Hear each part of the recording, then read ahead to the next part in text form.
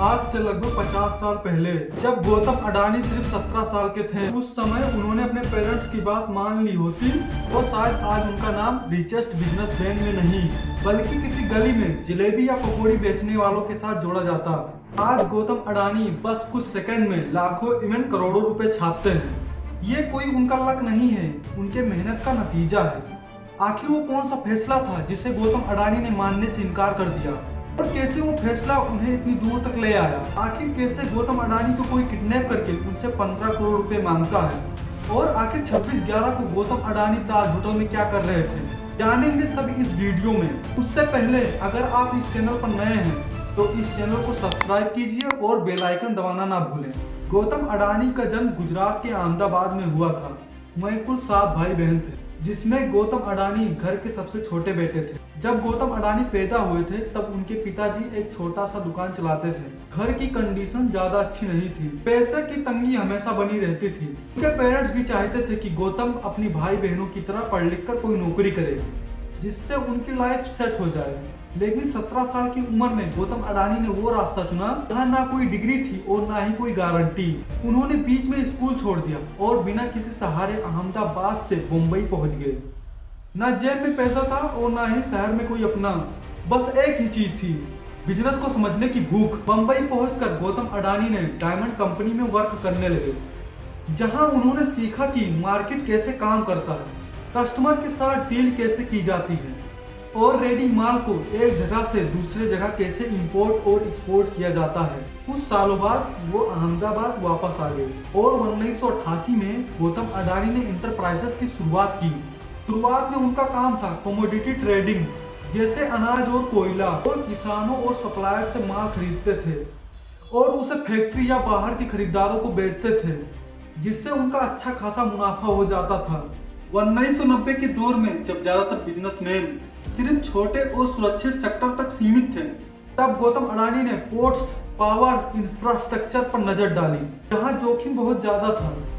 लेकिन गौतम अडानी को यह बात बहुत अच्छे से मालूम था कि अगर भारत को आगे बढ़ाना है तो समुद्र के रास्ते से ही दुनिया पहुंचना होगा।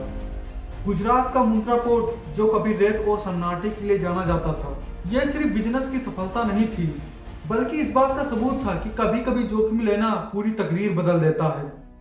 वहीं आपके मन में एक बात जरूर चल रही होगी कि ये पोर्ट क्या होता है। पोर्ट वो जगह होती है जहां बाहर से सामान आता है और वो सामान यहीं से बाहर जाता है। अगर किसी के पास पोर्ट नहीं है तो उसे किसी और का पोर्ट इस्तेमाल करना होगा और जो पोर्ट इस्तेमाल करेगा उसे पैसा देना होगा। 1995 में ज्यादातर पोर्ट सरकारी थे।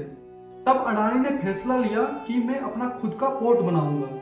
उन्होंने मुंद्रा पोर्ट को बनवाना शुरू कर दिया। शुरुआत में उन्होंने छोटा और सस्ता पोर्ट बनवाया। जैसे जैसे ट्रैफिक बढ़ा, उनका मुंद्रा पोर्ट बड़ा होता चला गया।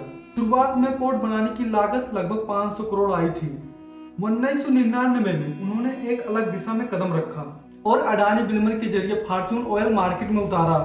इस बिजनेस मॉडल में खर्चा ज्यादा और कमाई कम था, लेकिन इसमें कैश फ्लो हमेशा रहता था। इन्वेस्टमेंट करीब 300 से 400 करोड़ रुपए के आसपास था। अडानी ने इतना ही नहीं, उन्होंने भारत के 6 सबसे बड़े एयरपोर्ट खरीदे: बम्बई, अहमदाबाद, लखनऊ, बेंगलोर, जयपुर, गुवाहाटी। सिर्फ जमीन या बिल्डिंग खरीदना नहीं था, बल्कि यह एक बड़ी सोच का हिस्सा था। इस एयरपोर्ट के जरिए अडानी ने खुद को एविएशन और टूरिज्म के सेक्टर में मजबूत किया, बल्कि व्यापार नहीं, भविष्य के लिए एक नया रास्ता तैयार किया। यह दिखाता है कि अडानी सिर्फ आज के फायदे नहीं सोचते, वो हमेशा 10-20 साल आगे की सोचते हैं।